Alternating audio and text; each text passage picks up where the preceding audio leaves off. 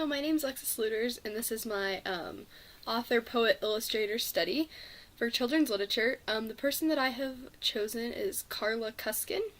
A little summary about her life, I guess you could say.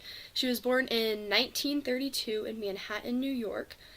She was raised an only child, and she actually grew up like right across the street from a library, so she was always in there, always reading books, always kind of exploring what she enjoyed in terms of reading and literature and kind of in schooling in that area.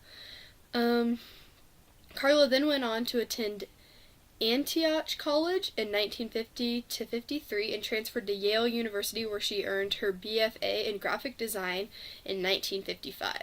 So before working full-time as an author, she worked as an assistant to a fashion photographer, so kind of in the same area, but not exactly, kind of still trying to explore what she enjoys and stuff like that. In 1956, her senior graphic arts project at Yale was actually published by Harper and released to the public, and this was actually her most popular book, called Roar and More. Carla went on to write and illustrate many more children's books, so she actually is an author, poet, and an illustrator. However, she does write mostly poetry. She also discovered a newfound talent in writing poetry, like I just said, and went on to publish a few books in poetry. So she writes very few individual poems, and I did include a couple of them in this presentation. However, she mostly writes like books full of poetry, so just many different ones of just her thoughts and feelings put into that. So that's pretty cool.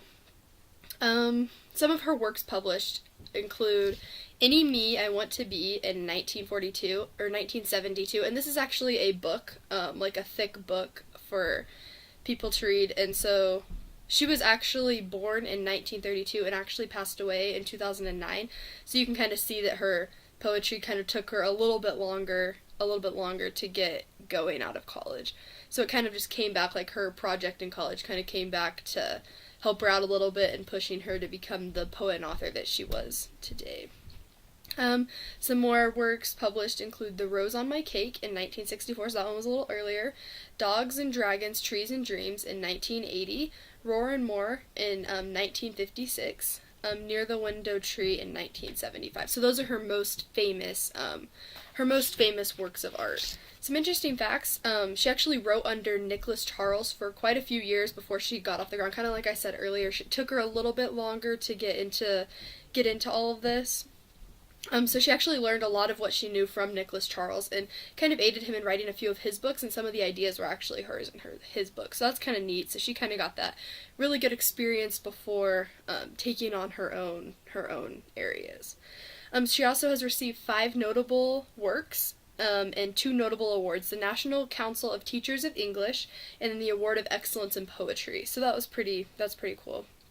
Her writing style, she writes based on like personal experiences, so that really allows her to connect to her readers in like a deeper sense and aids her in getting a bigger audience, just because when somebody writes about their personal experiences, they're more realistic, and so it allows the readers to kind of relate and connect to what the writer's trying to say. So that's really helpful, especially in her poetry for children. So some of her other favorite topics include animals, seasons, food, and then day and night. So she writes a lot about like nature and the sky and trees, and she writes a lot about, like I said, the seasons.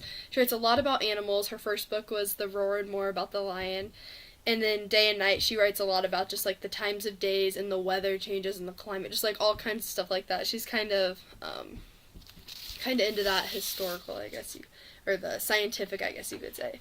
So a couple of her poems that I'm going to go ahead and read to you guys out loud. The first one is actually part of the project that I will talk to you guys about later, but it's called Me by Carla Cuskin, and it's just written just like this in all of her books, so I'm going to go ahead and read some of these to you.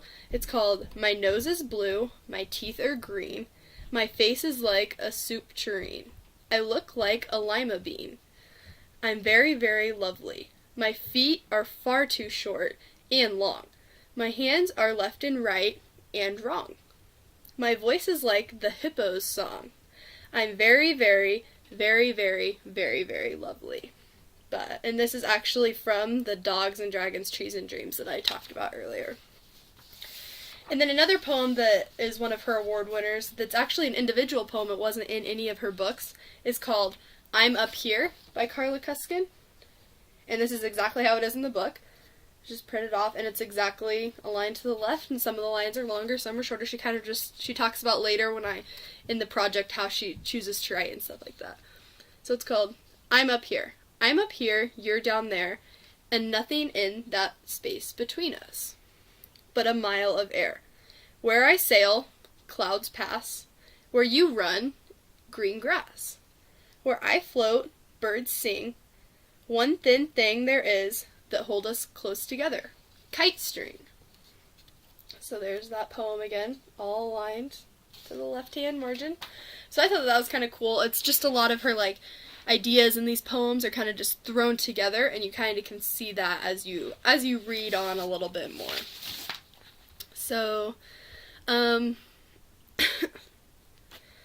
so overall, this kind of just wraps up Carla Cuskin's life in kind of a nutshell, and kind of gives a little bit of it an idea of what her ideas were when she was writing, what she likes to write about, and how she got to where she is today, which is really important in a lot of famous authors and poets especially. It's really important to remember that it did take her a little while to get going, but then once she got going, you can see how famous she became just through her poetry and writing, and how many kids she touched just through her works. So that's really, it's really kind of cool to see, I guess you could say. So the cumulative assignment that I have chosen to do, she actually puts on her own, she calls it the process of writing a poem, and she puts on her own workshop online, so the teachers actually have access to that, and they can go ahead and print that off, or technology is such a big thing now, the kids could go on it themselves. And then there's actually 4 steps to writing, so that's really cool because it kind of allows the children to see exactly what is necessary in writing a poem, if they want to be like her or if they think that her poetry is good. So step 1, they actually start out, and it's called My Poem, and so they'll just click on the left-hand margin, and it allows them to read the poem that I just read to you guys called Me, where she describes herself, and she gives them tips on how exactly they should pull those descriptive qualities from themselves so that they're able to put that into a poem. So first they'll go ahead and read that poem, and then she has them write their own she calls it a silly description of themselves. So this is kind of a practice poem, I guess you could say. They just pull qualities from themselves. So if you noticed at the beginning of the poem, it said, my nose is blue, my teeth are green. So these are just kind of fun, silly, descriptive qualities, maybe how she sees herself, or just what she thinks. She also talks about physical characteristics such as hands and feet, and then talks about how she talks as well, or her voice. So the kids pulling these things out would be really important, and then being able to put that into a poem. Just she doesn't even say to put it together, don't worry about grammar, just put it all out there. And then step 2 is brainstorming. So she gives about 4 steps under brainstorming about don't think about grammar, don't think about what you're trying to say, just put all of your ideas out there and just align them how you want on the lines, just whatever you think makes sense. Don't even worry about it rhyming, just put your ideas out there. So it kind of gives them an idea or a way to just think about, oh, what topic do I like? I really like sports, so I'm going to talk about these things in sports or something like that. The step 3 is write your own poem, so they can pick any topic they want, like I said before, and then they just go ahead and they'll just write about that and kind of cover it themselves. And then the 4th one is publish online. So she actually has this area where students can actually publish it to her website, so it creates an overall experience for these kids to not only write their own poem similar to her, but to also publish it and to witness what it's like for authors and poets to go through this process all the time when they're done writing their poems or books. So it's really cool that she allows the students going through this course to kind of experience what exactly she went through when she was becoming a famous author or poet. So this is my author, illustrator, poet study reflection. Thank you.